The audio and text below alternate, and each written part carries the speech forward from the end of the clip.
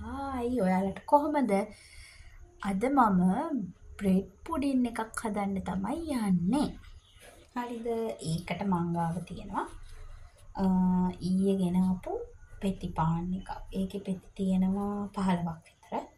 ඊට පස්සේ මේකට ඕන වෙනවා බිත්තර ගෙඩි දෙකක්. ඊට පස්සේ මං අද අරන් තියෙන්නේ කොත්මලේ non fat milk එක. ඒකෙන් මිලිලිටර් 500ක් ඕන වෙනවා.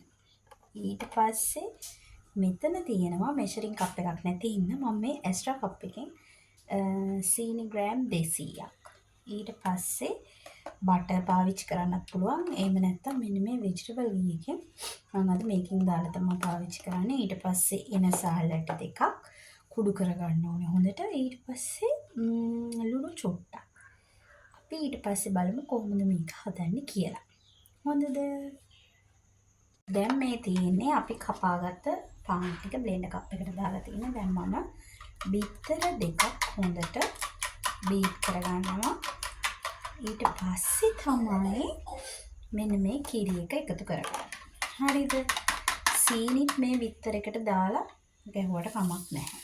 ඒ සීනි ටිකත් හොඳට එකතු කරලා මේකට පිටි සීනි එක ගන්න. මොකද මේ නැත්තම් ටිකක් දිය කරගන්න අමාරු නිසා හොඳට මේක බීට් කරගන්න ඕනේ. මොකද සීනි විතරයි මේකට දිය කරගන්න. ඊට පස්සේ අපිට පුළුවන් බටර් එකතු කරගන්න. සීනි එක මේ බිත්තර එකේ විස්ක් එකෙන් බීට් කරද්දි දිය වෙන්න ගන්නවා. ඒකට තමයි අපි බටර් එකතු කරගන්නේ.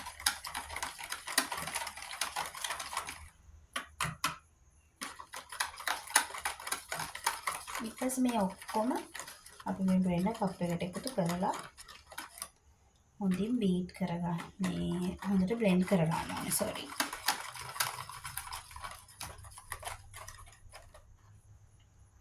දැන් අපි මේක බ්ලෙන්ඩ් කරගන්න තමයි යන්නේ. හරිද?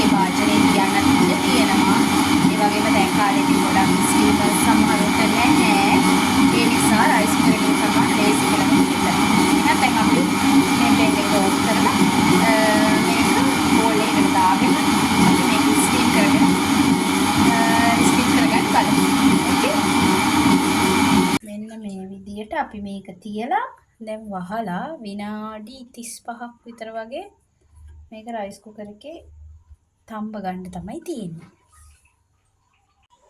මේ තියෙන්නේ අපේ පුඩින් එක හොඳට ස්ටීම් කරලා ගත්තට පස්සේ සාමාන්‍යයෙන් මං ගත්ත පුඩින් එක ටිකක් ලොකු ප්‍රමාණයක් නිසා භාජනේ ලොකුයි. කිසිම ප්‍රශ්නයක් නෑ. මේක හොඳට මේ සොෆ්ට් එකට වලට පේනවා. මම මේක අනිත් පැත්ත හරවලා පෙන්නන්නම්. හොඳට තැම්බිලා තියෙන්නේ. මෙන්න තියෙනවා අපි හදපු බ්‍රෙඩ් පුඩින් එක. මේක හරිම රසයි. ඔයාලත් හදලා බලන්න. හරිම ලේසි.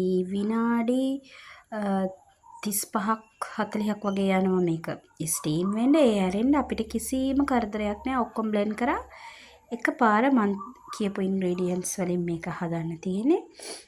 කැමති නම් කැරමල් කරගන්න පුළුවන්. මම කැරමල් කරේ නැහැ. මොකද ඒක අත්‍යවශ්‍යම නැහැ. සීනි තියෙන අයටත් මේක කන්න පුළුවන්. මොකද මම සීනි අඩුවෙන් දාලා තමයි.